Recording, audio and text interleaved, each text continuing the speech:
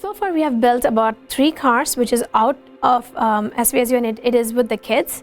One is at SVSU, which we have housed because we could show that to potential people who would come in. If they wanted to know what is SVSU Go Baby Go, they could see this car, what we have done for it. And the other 3 cars have been gifted to the kids.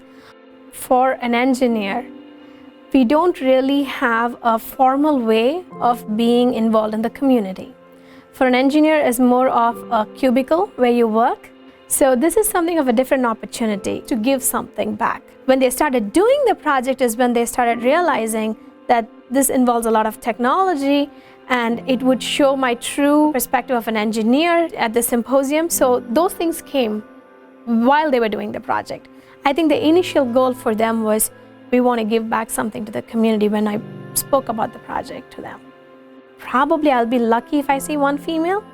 It'd be more than lucky if I see 2 female. We need to have gender diversity in our classrooms. So I started seeking out every opportunity that I would get, even if it was volunteering to schools. One camp that I'm involved in is completely about technology, completely about programming and how fun you can make a video game out of it.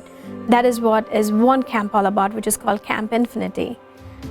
So that camp involves middle school students and high school students. I feel these camps give them an opportunity, a window to kind of experience what it would be like. I think these camps give them that exposure, that experience, because if you don't know it, you're definitely not going to try it.